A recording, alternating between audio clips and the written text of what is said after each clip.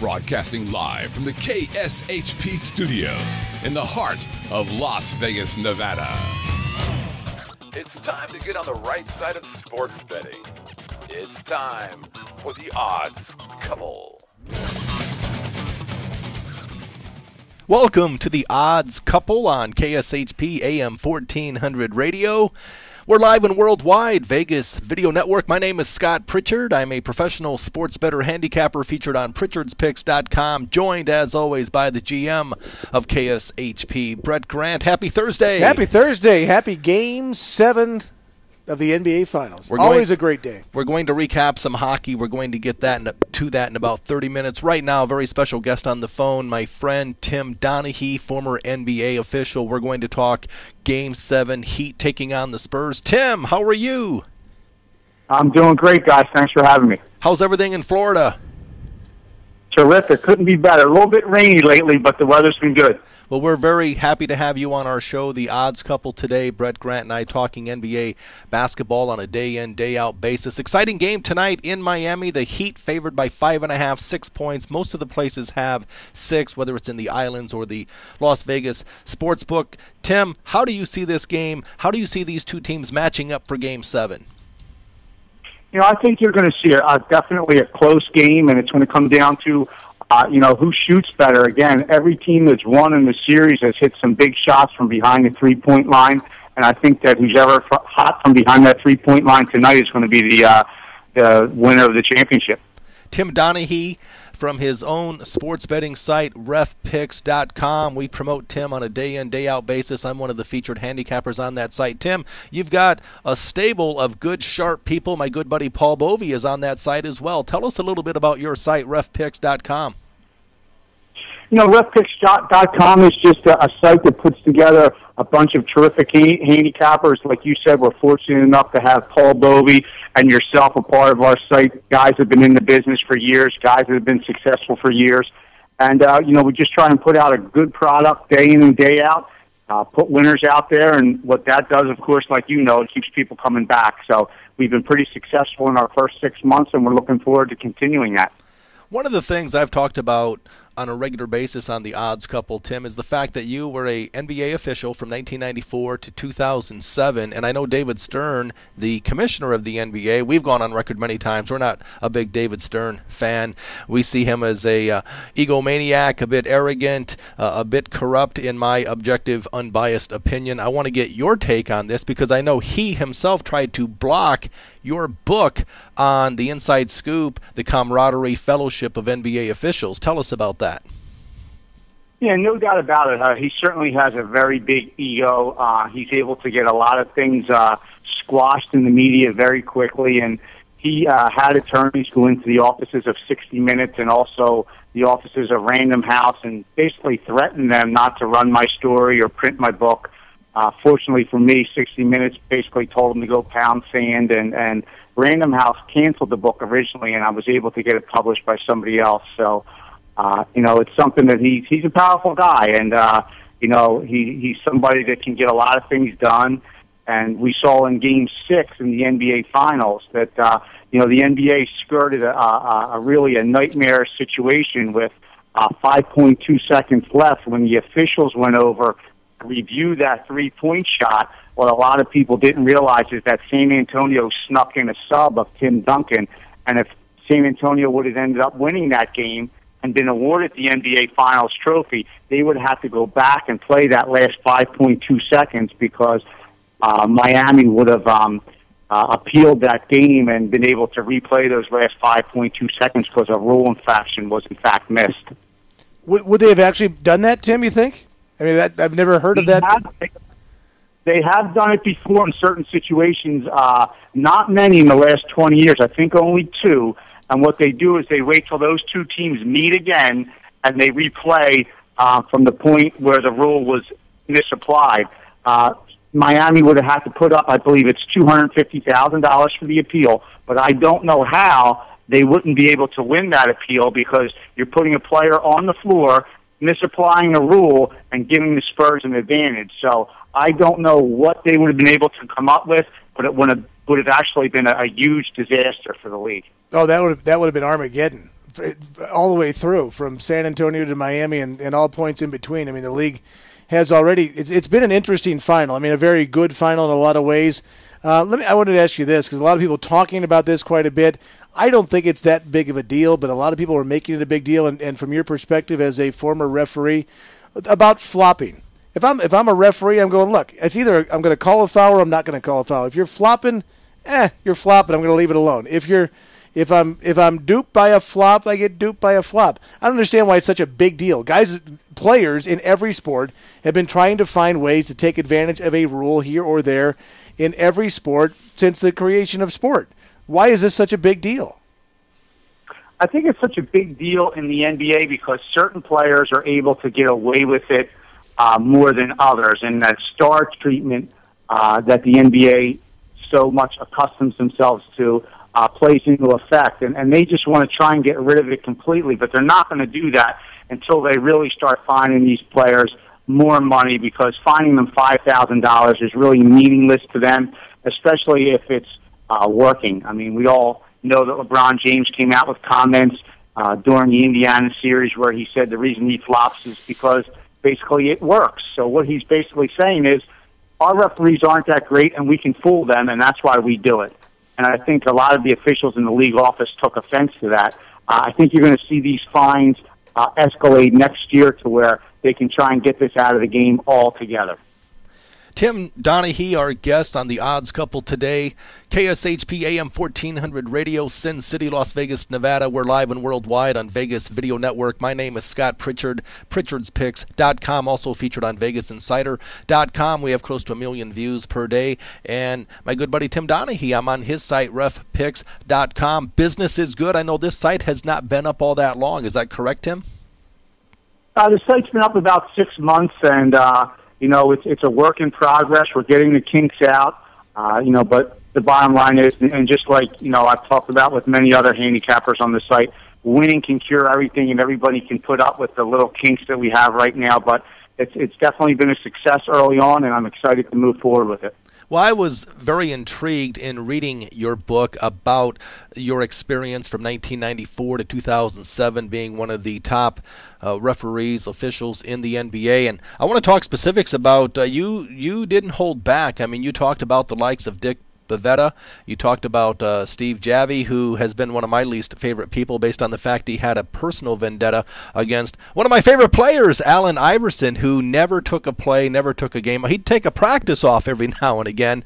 But I want you to maybe touch on that a little bit. I realize officials, like everyone else, contrary to what we say on the show, are human like everyone else, and they err in judgment occasionally. But I want to talk to you specifically, if you don't mind, about Steve Javie and the fact that what happened. I know in reading your book you talk specifically about when Allen Iverson, who is a fan favorite in Philadelphia, he went to the Denver Nuggets. They go and play the Philadelphia 76ers one time in Philly. It's a homecoming of sorts for Allen Iverson, and maybe if you could expand on what took place, because Steve Javie was officiating that game, if you recall. Yeah, there were situations where Javie and Iverson butted heads constantly through the course of Iverson's career. And then there was an instance where Iverson basically threatened Steve Javie on the court, and the league, in our minds as officials, didn't step in and suspend him. They fined him but didn't suspend him. So a lot of us got together and said that we were going to enforce the rules based on how they're written in the rule book and really stick it to him. And we know, if you look at Allen Iverson's game, you could basically call palming not only on him, but a lot of the other players in the league anytime you wanted to. So we came together and I had actually the next game that he was playing in, and we decided that we were going to call palming violations on him, and we called 3 of them on him in the first half, and we didn't give him those fouls and plays that he was used to getting going to the hole. And he finally came up to me near the end of the game and said, Tim, listen, I get it. How long is this going to last for? So he got the message, and I think that, why I was able to pick the game so correctly during that time frame was based on relationships that existed between referees and players, referees and coaches, and referees and owners. And some of them were positive and some of them were negative, and rolled out onto the floor. I thought it was interesting because in your book you talked about how when Iverson went back to Philadelphia, again, it's a one and done. I mean, you play 82 games during the course of the regular season, but when East meets West, you only have one situation there. And Allen Iverson was tossed out. Not one, but two technicals. Steve Javie tossed him. So it kind of tickles me. I mean, the league Steve Javie's been featured on the ESPN and the networks during the NBA playoffs, and it's like he always kind of got on my nerves because of that one thing alone. Yeah, and it's actually kind of amazing that he's now working in the NBA Finals, and he never talks about a referee missing a call flat out. It's always could have gone either way, or he's always backing the referees. And I think from a fan standpoint, you want to be able to, get the inside scoop and the truth on what's going on with a lot of these plays. So it's kind of a waste of time, really, for them to put him on there if he's not going to be truthful and basically give a very opinion based on what actually takes place and not actually what he's trying to do in backing the officials all the time. What was Dick Bavetta like as an NBA official? What were your dealings with Dick? No, Bavetta was a guy that wanted everybody to like him. He wanted, things to go great for the league. He was one of those guys that really treated the stars differently. If he was in a game and a team was down 25 points, he would make sure they got the benefit of all the calls so that they weren't embarrassed and everybody was happy leaving the floor. He was questionably the NBA's go-to guy, where they put him on a lot of pivotal Game 6s knowing that he was going to favor that team down in the series, and a Game 7 was going to take place. So he was basically the NBA's go-to guy. You mentioned a couple of Game 6s, and I'm going by, again, reading your book, which, again, is a great read for our viewers, our listeners. Be sure and check out Tim Donaghy's book. I have to say, it was interesting because both examples that you shared cost me big money. I had the Portland Trailblazers to win the NBA title back maybe 10, 12 years ago. It was that infamous Game 7 in L.A. The Laker girls were up 13 points. Portland, they were leading the Laker girls by 13 points in the fourth quarter, and only to lose the game. A lot of conspiracy theorists thinking that there might be something going on here. I've never actually bought into that. I just felt like, but the numbers don't lie. Tim, 37 free throws to 16. The Lakers attempted 37 free throws to Portland's 16. Also, of course, Portland went ice cold, but that was a very expensive game. Game 7 years ago, Western Conference Finals. If you could elaborate on that, please. Yeah, and no doubt about it. I mean, it's a situation where he, as a referee, is definitely doing what's good for the league, and a lot of times, he was favoring the LA Lakers because that's what would give the league global attention, not a team like the Portland Trailblazers. And I think when you talk about that pivotal Game 6, I believe Javie was also one of the referees on the game with him, if I'm correct. Well, and then if you look at Game 6, Sacramento Kings taking on the Lakers a couple of years after that. I'm going on memory here, but I do remember, man, it was Game 6, Sacramento Kings looking to close out the Lakers. It was 3-2 Lakers. It was a crazy, crazy game, and the Lakers ultimately ended up winning. And then in Game 7, they ended up winning that contest as well. But a lot of questionable calls in Game 6, Sacramento Laker game specifically. Do you recall that? Absolutely. I mean, and I recall speaking to Dick Bavetta, earlier in the day in regard to that game. And again, his philosophy was to favor that team that's down in the series, force a Game 7, which is great for the league. And in that situation, everybody probably thought Sacramento was going to be able to win on their home floor. And one of the few instances in a Game 7 where the road team, has won. So, yes, I remember that game very vividly. And, it's a situation, again, where Bavetta favored a team that was down in the series. That was his mentality of what he did as a referee. So any calls that could have went in their favor, they did. And, reviewing that game tape, even calls that, weren't even close to being marginal, they got the benefit of that also. So probably one of the most notorious games in NBA history.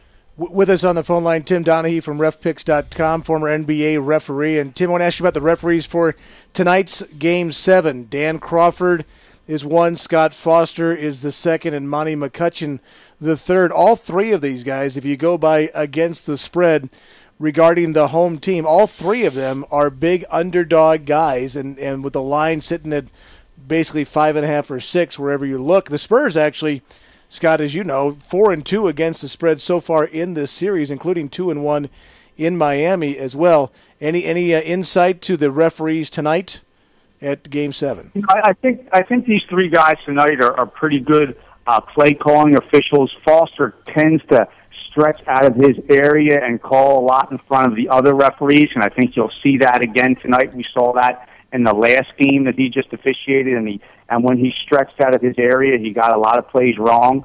I think early on you're going to see them have a lot of whistles so that there's no situations later on where things get physical. They're going to try and set a tone. I think this is going to be a close game, and I'm just hoping that the referees aren't involved in deciding it with missing some of these calls that we've seen being missed throughout the other games in the NBA Finals.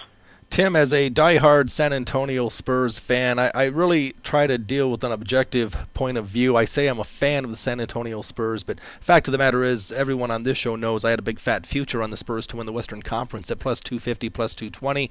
Nothing to do with the finals. I really felt the Heat, not to overstate the obvious, would win the NBA Finals. But I think from the San Antonio Spurs fan base standpoint, they're probably very happy that one Joey Crawford is not officiating tonight's game. If you want to talk about the perceived, I don't think it's perceived, I think it's a fact, the vendetta, if you will, or the fact there's no love lost between Joey Crawford and the San Antonio Spurs coach and the players. What say you? Yeah, no doubt about it. I mean, we all know that Crawford challenged Duncan to a fight a couple years back. I believe it was in Dallas, and there's been animosity ever since that photo popped out, the Halloween photo of Parker and Duncan holding the gun to a bald-headed guy with a referee jersey on that was supposed to simulate Crawford. So, Crawford's one of those hard-headed guys that, has an ego as big as David Stern, and he will not back down from those guys. And, when you ref a game in the NBA Finals, you would never ref the next game. So I knew he wasn't going to be a part of the Game 7. You never ref back-to-back games, but just to even put him in a pivotal Game 6 that he was in is just something that is beyond me that the league would do that when they could put somebody else in there. So I think there's a lot of people happy that he's not refereeing tonight. Tim, let me ask you, with regards to Game 6, the way the game finished in regulation, the way it went in overtime, what did you personally think of the officiating in the game? I think that at both ends it was terrible. I think there were situations that were missed at both ends. Of course, the pivotal play in my mind is Ginobili going to the basket and getting fouled with no call, and everyone wants to go back and say that he traveled. But, there was, if you're going to call that travel, you would have to call 15 other travels. They're now saying that they're allowing this Euro step, in the league. But the bottom line is, they let the players travel. So you have to take the good with the bad with that. And he was fouled, and I think that he should have been at the foul line, and he wasn't. And, we all know that the San Antonio Spurs had to foul real quickly and put Ray Allen to the line. And basically that's a 4-point swing. And they still have a shot at the end. But without that, I think San Antonio wins that game. Well, the Spurs had a couple of chances, though, in regulation, and they missed their own free throws. They did get to the foul line. I was curious about that myself. Was it Kawhi Leonard missed one, and I think Ginobili missed one. Ginobili missed one, right? Yeah. And Parker missed one in overtime. Right. And then I thought the last play of the game, Danny Green was clearly fouled as well as Chris Bosh hammered him. But the contact was below the waist, basically, or down, around the torso, not up high, where maybe the referee couldn't see that, and there's a lot of bodies all over the place with regards to it being right in front of the San Antonio bench. But I was surprised the game was as close as it was, thinking that the Game 6, of course the NBA wants to have a Game 7, but the Heat really had to work for it to get there, didn't they? They certainly did. I mean, it was a situation where I got to give Spoelstra a lot of credit that he was able to stay calm and basically coach the Heat back into this game. And in the past, I thought that Popovich was a much better coach than him, but I think that my mind's starting to change a little bit after this Game 6. I've always said that Pop knows best. I'm a big Greg Popovich fan, but Tim, objectively, and again, I pride myself on being objective at all times, void of emotion when it comes to handicapping sports and stepping up to the bet window and betting significant money on these sporting events. But Popovich erred, I felt, in the fourth quarter of that game. What say you? Yeah, I mean, I just think that he let things go too long. I think he should have used his timeouts better in certain situations, and he allowed Miami to get back in the game. And I think that, there were some situations where he definitely could have done things differently, and he didn't. And I think I was in shock as much as a lot of those NBA fans that left the building and tried to get back in, that the game ended up going into overtime. Yeah, I can't believe they didn't let him back in the game. They're all outside waiting. I was already here, and they wouldn't let him back in the game. There is one rule, though, I got to ask you about. This, to me, is the silliest rule in all of professional sports. The other team scores a basket. I call timeout, and I'm going to move the ball up to half court or three-quarter court and be able to start in the other team's in my offensive zone. That'd be the equivalent of saying, you know what, it's the seventh inning stretch, and we get a guy to start the inning at second base. I mean, or in the NFL going, hey, I got a touchback. I'll choose to take the ball at the other team's 35-yard line. That's the stupidest rule I've ever heard of. Where did that originate from, and why does it even exist? I'm not sure where it actually originated from, but, definitely it's a situation where you put some excitement back into a game that otherwise maybe there wouldn't be any excitement. Maybe the fans tune in a little longer, stay at the game if there's a timeout and they know that you can advance and there's going to be a pivotal shot, rather than if there's 1 second you have to take the ball back out underneath your own basket. So I think it's just to add a little bit more excitement to the game in a situation where a last shot would be very meaningful. But, I couldn't agree with you more in regard to your analogy using the other sports. Perfect, right on the head there. Well, the other thing, and we didn't talk about this really, but when Ray Allen makes the three-pointer to tie the game, 5.2 seconds left, the referee stopped the game. Nobody has timeouts left, and they wanted to go and review to make sure it was a three-point shot. Popovich is screaming, you can't do that, you can't do that. Is there a better solution to that? Do you let the game play out and then go back and look at it, thinking your team might have won and you might have to replay those 5.2 seconds, or is that the best way to do it? No, I think that you have to let it play out and wait for the next stoppage, because really San Antonio, in my mind, was given an advantage in that situation, because then they were able to draw up a play. But Popovich is such a great coach. He probably has prepared his team, for this situation, and maybe they knew a play that they needed to run, and maybe Miami got the advantage because they were able to set up a defensive scheme. So the best way to do it is just to let it play out and then go to the review. That was just kind of chaos right there. And again, Popovich was able to sneak a sub in that could have been disastrous for the NBA if they ended up winning that game. So you say when he sneaks a sub in, Duncan didn't go to the table and say, I'm coming in the game, right? Is that what happened? When I say he snuck a sub in, when there's a stoppage in play by the referees, okay, you're not allowed to sub. Okay. So whether Duncan reported in or not, the referee should have stopped the game and said, no, you're not allowed to sub in that situation. If you have a timeout and want to call a timeout, you can sub, but because the referee stopped play, no subs are allowed to come in. Gotcha. We're talking you have to start the game the same way it ended at that point. Right. The whole idea there is no one can sub when there's a dead ball, when the refs are reviewing a play, and Tim Duncan, okay. I mean, so yeah, it's very interesting how it played out. And Greg Popovich will tell you, hey, we had a distinct advantage. He was annoyed and upset that they stopped the game because, and I know I've seen them do this many times, with 5 seconds to go after Ray Allen tied the game, he sees an opportunity. So he wanted to inbound the ball right now because it's tough to match up. And the defense, their last thing they're going to do is foul. So oftentimes you can get a layup, not that if it's going to be uncontested, but you can really find an advantage as opposed to having the defense set up defensively for that last play. We're talking to Tim Donaghy, former NBA official from 1994 to 2007, has written a book. I've checked out the book, loved the book. Tim, I know you're a family man. You live in Florida. I check out the photos every now and again on Facebook of you and your lovely daughter. Let's talk about your family. I know you're a family man. No, I am. I'm very fortunate to have 4 daughters.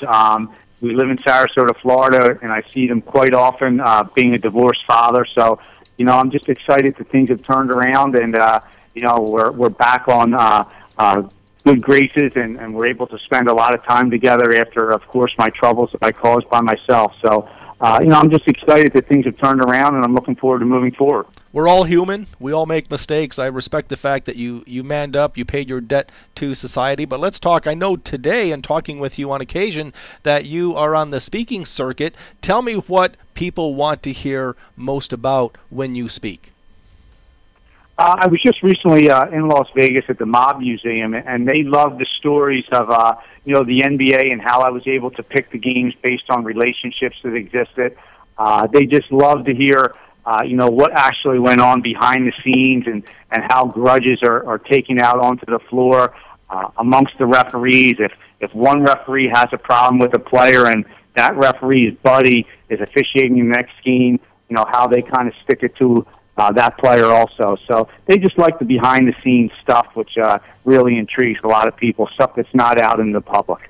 Tim, what about your personal relationships with any of your former colleagues?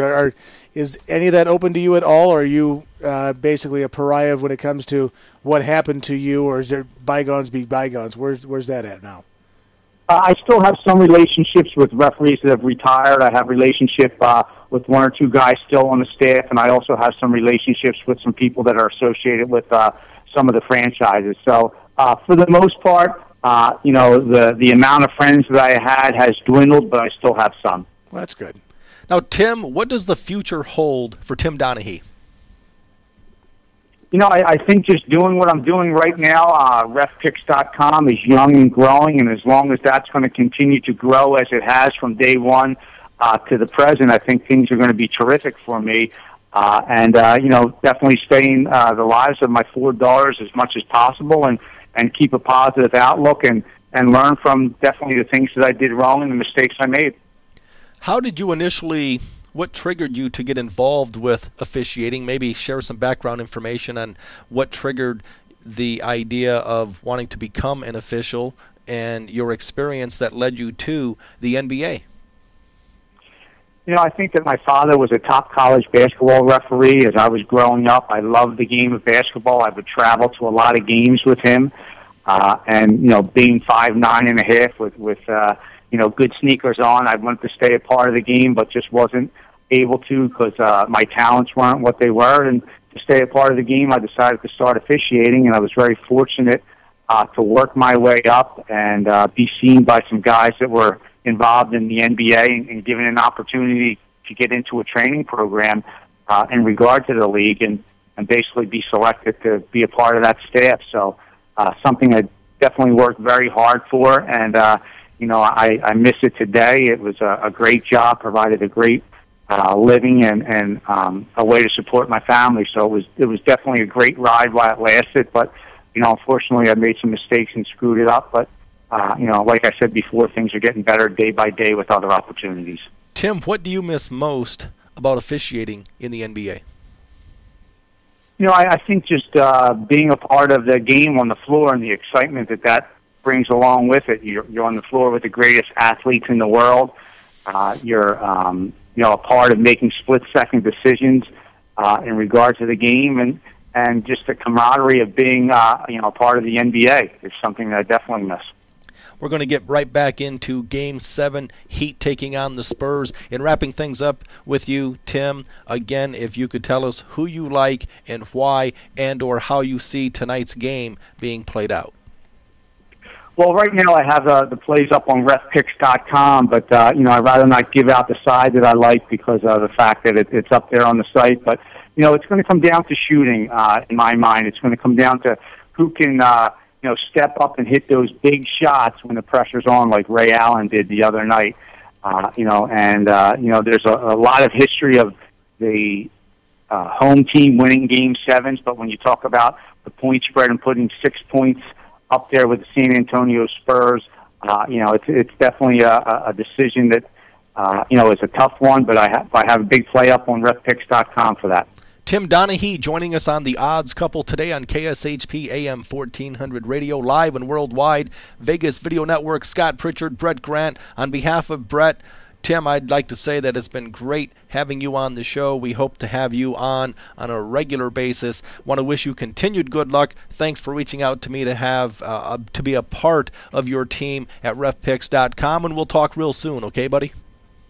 Thanks again for having me. I greatly appreciate it. Thanks, Tim.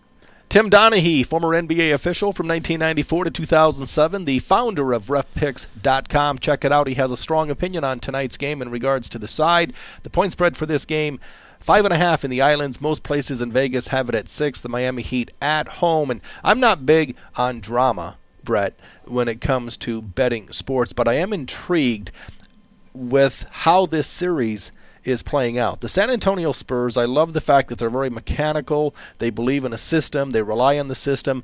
A different player each and every game tends to step up within the confines of that system. But emotionally, how do you overcome being up for 28 seconds to go? You're up 3 in overtime. Parker misses a free throw. It would have put them up 4 points. They lose a game that they really, think about this. You play 9 months.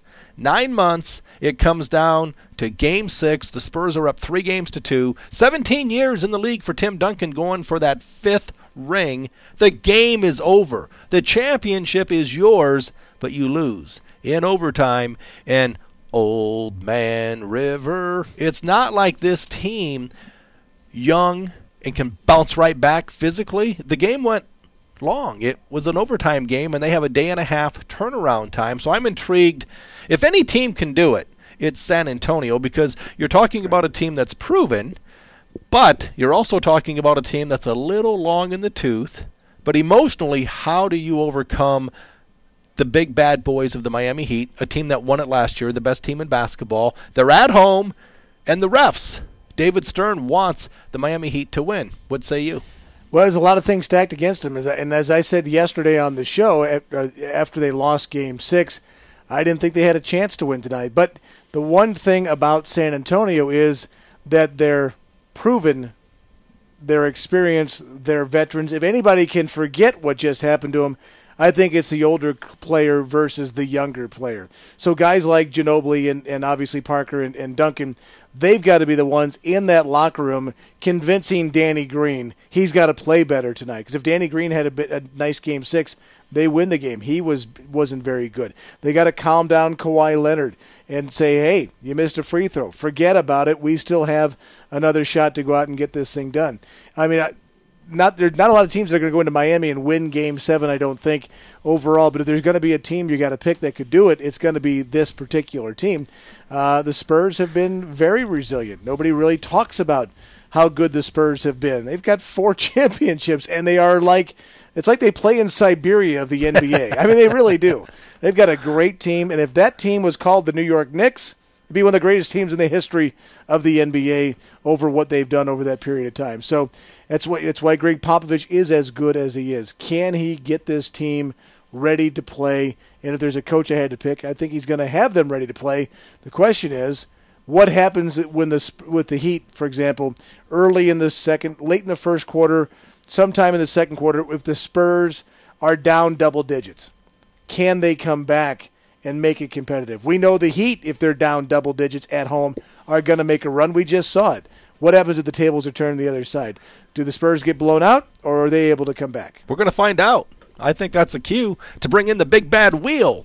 The professional sports bettor checks their emotions, their ego at the door. This is Spin to Win. We have the Spurs taking on the Heat. I am forced to make an argument for whatever the wheel says. Brett automatically has to argue for the other side because the smart sports bettor bets with their head, never their heart. You have to be able to make an argument for either side. Who do I have? I thought we were going to do the game between the Tigers and the White Sox today. What are we doing for the Red Sox? I'm teasing. Oh, okay. Game 7. I'm thinking, wow, did I miss the memo? Well, I thought the Mariners and Angels were going to be their game today. No, I'm just teasing. You have Pop Knows Best. Pop Knows Best. San Antonio Spurs are proven. All right? Well, last game we don't want to really talk about that. As I said yesterday, if you went to a bad movie, would you go back and see it again? No, so we don't want to relive that. Popovich is the best coach on the planet. I respect the Heat coach, but he's out of his league. Greg Popovich, yeah, I get it. They're on the road, but they're a good road team. They've been very good ATS against the spread during the playoffs. The concern has been the quick turnaround time, but that's why it's not about the players, it's about the system. When you go to McDonald's, it's not about the people. It's not about the employees. It's about a duplicatable process. All right, it's proven. That's why we say the San Antonio Spurs plus the 6. Winner, winner, chicken dinner. See the cashier. Well, I've got the best team in basketball. I've got the best team in basketball at home. I've got a younger team, a fresher team. And my coach just outcoached the best coach in the NBA. So I'm feeling pretty good about myself. And the most important thing is those guys in the striped shirts, those black and white shirts, they're on my side. I got the heat.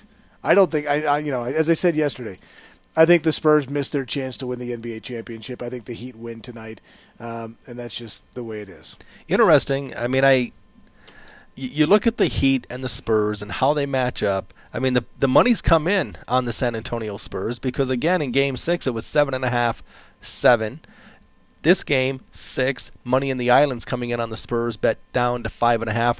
The bigger move has been on the total. They've been playing over, okay, right. 3-4 games in a row. 4 in a row. Right. The first 2 games went under, barely, and the last 4 have gone over. Well, I think the last one would not have gone over had it not been for the overtime. Right. And so tonight you have a small move on the under, which makes sense. I mean, both of these teams are comfortable playing small ball, getting out in transition, but when you're talking about a one-game series, history has proven that you'll play a half-court set, every possession is magnified, teams will force each other to play in mud, so shooting percentages will be down, scoring probably will be down. That might illustrate why there's been a small move on the total, the under, for tonight's game. 20 past years, this is only the 4th time. We talk about the league and the fact that they won an extended series, but facts are facts. This is only the 4th time in the last 20 years we've seen a Game 7 in the NBA Finals. It's interesting. But a lot of those NBA Finals, though, you had a dominant team on one side of the bracket versus a team that was a little bit of an upstart on the other side. You had the Michael Jordan years, then you had the Magic Johnson years, you had the Larry Bird years. You had great teams where they weren't necessarily always matched up against a great team. And you, of course, had the Tim Duncan years where they weren't necessarily pushed to Game 7 in their series. Then you'd have an upstart team. Here come the Orlando Magic. Well, you're back down in 4 games, that kind of thing. And, of course, you had the Rockets with their great Olajuwon and Drexler type teams going through. I think these two teams are obviously, here we are in Game 7. You could say, the thing about the Heat, obviously, as we talked about in this series back and forth, is they don't win back-to-back games. They just don't do it. So I think that other than covering the spread, this series has gone winner, loser, winner, loser, winner, loser, right? It really has. I mean, in fact, what's interesting is just on the other side of the coin, Brett, neither one of these teams lose 2 games in a row. Right. Forget the Heat winning 2 games in a row. Neither one of these teams lose 2 games in a row. It's been an eternity since the Heat have lost 2 games in a row. But the San Antonio Spurs are facing that. The last 3 games of the regular season, actually, the Spurs lost 2 months ago, 3 games in a row. But really, for the 2 months now, they have not lost back-to-back games. Well, it's going to be very interesting to see how this plays out. I'm intrigued. I have not bet the game yet. I'm still doing my research, doing my due diligence. I will not be. I'm 21-10. My last 31 plays right here documented on Vegas Video Network and the odds couple. After yesterday's win with the Cincinnati Reds, we're going to get to the right side in a few minutes. I do have an opinion. It's on a baseball game today, and you actually heard it because a gentleman called in and wanted my play, and I respectfully gave it to him. Apparently he can't wait. Okay. These gamblers, man, they've got to get the information now, long before we're live on the air. But, yeah, so you already know who I like today. But in regards to the basketball game, it's a high-profile game, one game. I'm intrigued. Doesn't mean I'm going to step up and bet. Right. Well, the other thing about this, and because the Heat have lost 8 times this playoff season, right? They went to Game 6 against the Bulls. That means 2 losses. They went to Game 7 against Indiana. That's 3 more losses. Here we are, Game 7. That's 3 more losses. That's 8 losses. Can we please stop talking about the Miami Heat as being one of the greatest teams in the history of the NBA? Because the greatest teams in the history of the NBA do not lose 8 times in the playoffs. It does, and maybe 9 if they lose tonight. Even if they win, that means they went 16-8.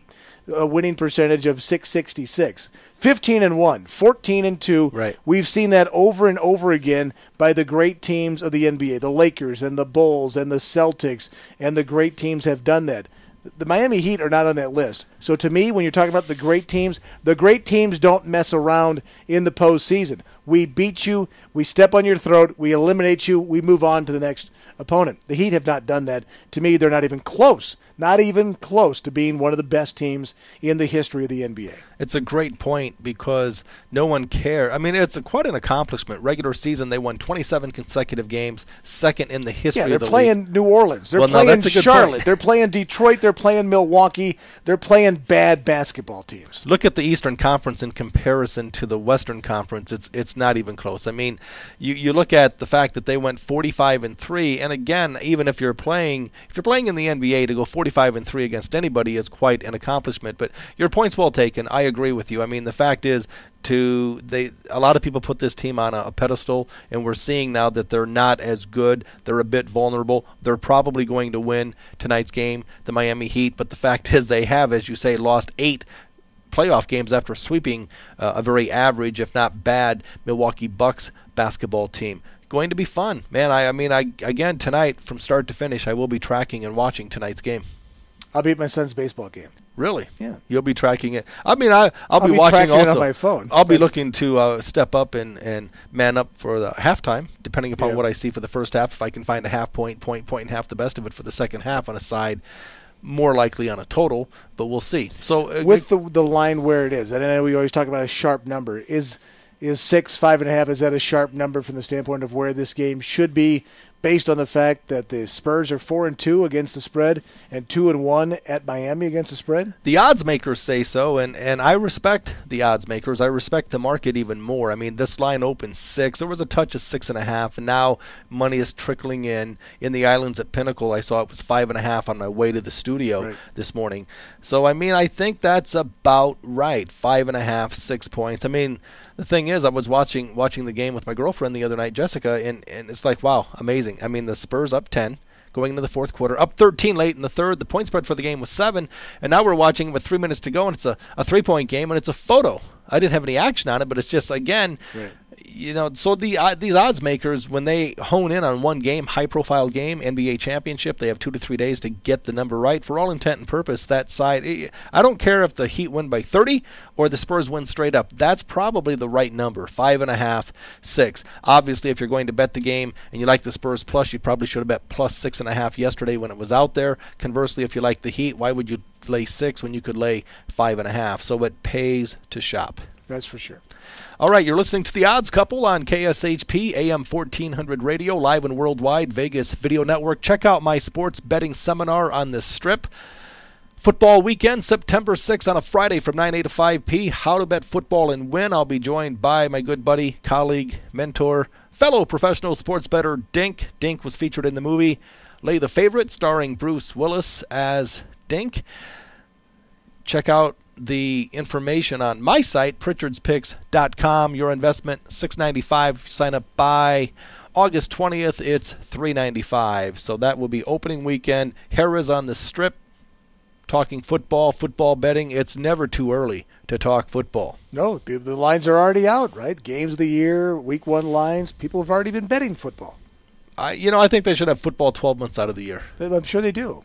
We could bet Canadian football. Well, actually, you can. You can always bet futures, right? So, did you partake in any of the games of the year that came out early with line movement? Did you play anything early to see? No, absolutely not. I have zero interest in that. It has nothing to do with what I do because there is money to be made today. Right. Today. I'm focused on today.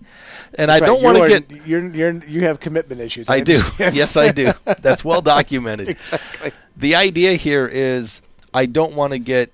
I might have an opinion on Texas A&M playing some other college in June, but I don't want that to... I don't want to have a preconceived mindset.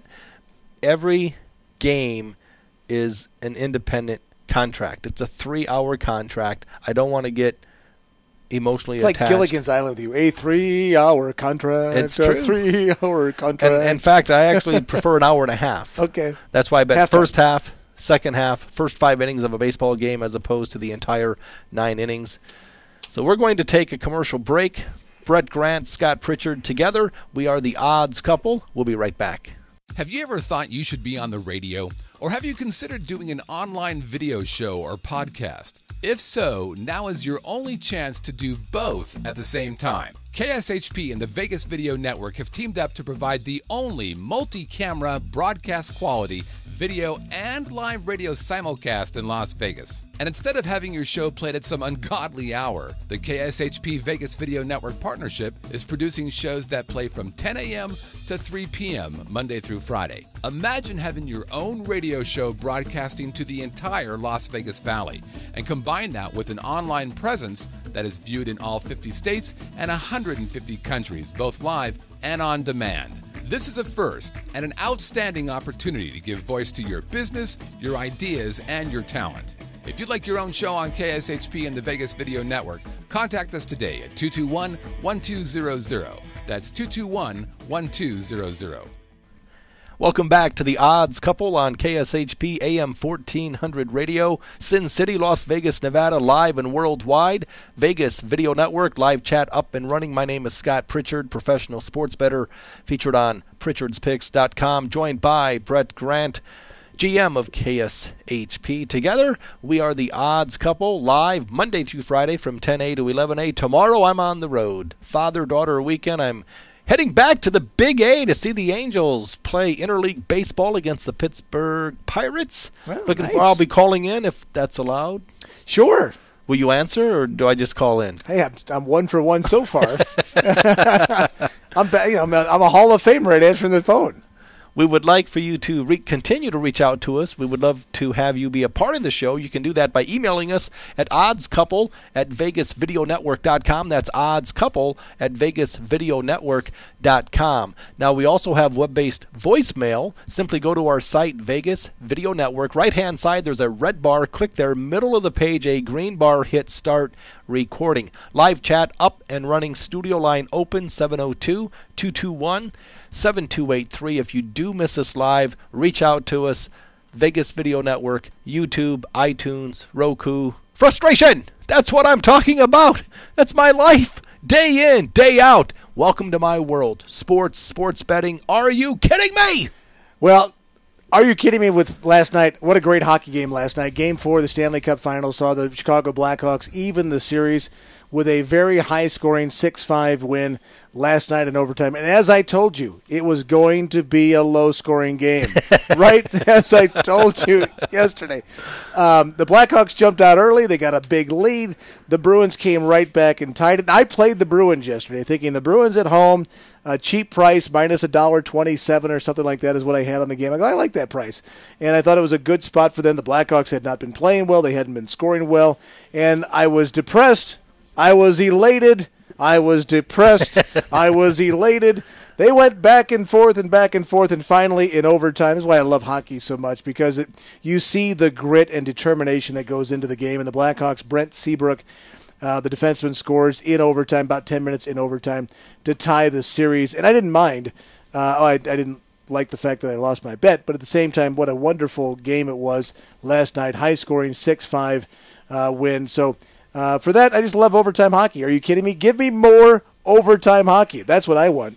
Red Rover, someone loved the over. The sports books agreed with you, Brett. I mean, the total for that game last night, 4.5, 5. But, I mean, I didn't play it either. But, man, oh, man, 11 goals based on the fact that it was projected to be around 4.5, 5 goals for the contest. So my Are You Kidding Me segment has to do with Chris Bosh of the Miami Heat. He called out the fans. Remember, they were down 4, 28 seconds to go. LeBron hit a 3. 5 seconds to go. Ray Allen hit a 3. They go overtime. They win. But a lot of the fans in Miami, upset, annoyed, put off because the big 3 failed. They left.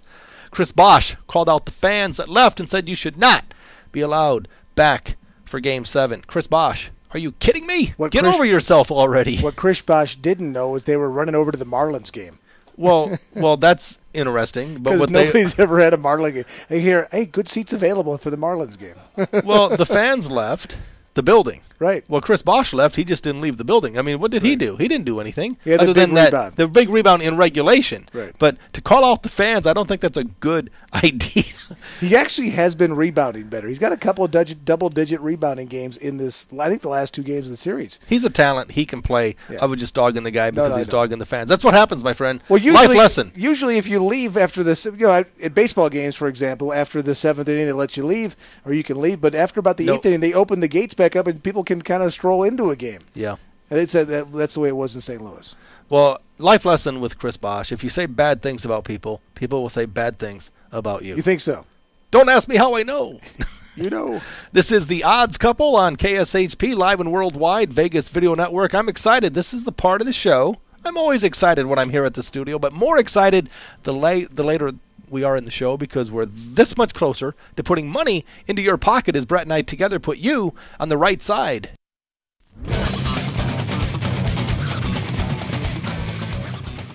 Well, my right side today, yesterday's game, recapping what I did yesterday, was it fell out yesterday. I had the White Sox over the Twins. Twins beat Chris Sale and the White Sox. First time, really, Chris Sale has pitched poorly in a while. Today, I'm going to do the opposite of that. I'm going to pick a game in where the pitcher is pitching so poorly, I think he's hit rock bottom. He cannot get any worse in his last 3 starts. Happens to be a very good pitcher, and that's the Tampa Bay Rays at the New York Yankees today. Matt Moore has been absolutely horrible in his last 3 starts, a whip of 3.0 in his last 3 starts, but he's 8-3 on the season. And I think it's a matter of him every pitcher typically goes through a little bit of a slump during the course of the year, unless it's a terrific season for somebody.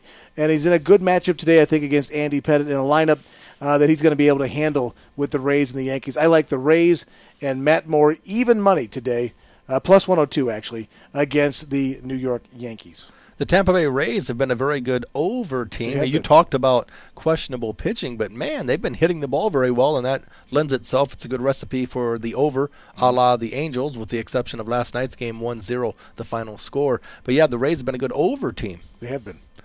Getting to my right side, before we do so, I want to recap what I did yesterday. I'm on a streak, 21 wins, 10 losses, my last 31 plays, betting sides, totals, basketball, baseball totals, money lines, small favorite here and there. Yesterday, the Reds, minus 39 cents at home. 1 extra innings knocked off the Pirates 2-1. Today, looking at an interleague game, the Milwaukee Brewers on the road taking on the Houston Astros. It's still challenging to think that the Astros are in the American League and this is an interleague game as opposed to a National League contest, but the Houston Astros are a $1.30 dog. Milwaukee favored 30 cents. That's my play. Milwaukee Brewers minus the 30 cents. Winner, winner, chicken dinner. See the cashier.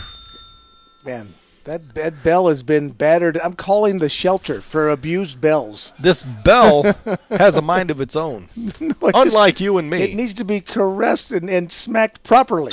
There it is. Bingo! I can do it when I want to. There you go. I'm just not always motivated. I understand. The Brewers and Astros, ironically, of course, everybody knew this.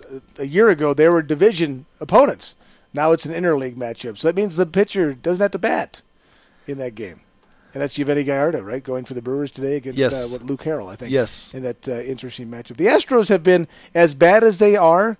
They've gone on a couple of interesting streaks on the positive as well, where you really and the Marlins getting Giancarlo Stanton back in their lineup. They've gone and played some much better baseball in recent times. That's a very good observation, because timing has so much to do with when to get on, when to get off. Now, we know perception dictates that the Marlins and the Houston Astros are pathetic. They both were at one time, I was checking this out earlier today, they were both around 13-40, 15-40. But they both, and you're getting good juice with this. It takes courage, believe me. It does take courage to step up to the bet window to put your hard-earned money on the Houston Astros and or the Miami Marlins. But the last 3 weeks now, it's a big fat winning propositions. Well, the Marlins took 2 out of 3 at home against the number 1 team in the league, the St. Louis Cardinals, over the weekend. And now the Marlins are on the road. They're playing the world champion San Francisco Giants, where the Marlins have won 9 of 35 road games so far this year. They're 9-26 wow. so far. You've been listening to The Odds Couple. A special thanks to my buddy Tim Donaghy, former NBA official from 1994 to 2007, joining us. He'll be a regular guest on our show, The Odds Couple. Check out his site, refpicks.com. I'm one of the featured handicappers on that site. Check me out also on my site, pritchardspicks.com. Some of the information is free. Some of the information you have to pay for. Opt in today for free picks. As I've said many times, and I'll repeat today, the most expensive advice is free advice. For my good buddy Brett Grant, my name is Scott Pritchard. Together we are The Odds Couple. I'm heading to Anaheim tomorrow with my lovely daughter Skylar. I'll be calling in. Have a good day.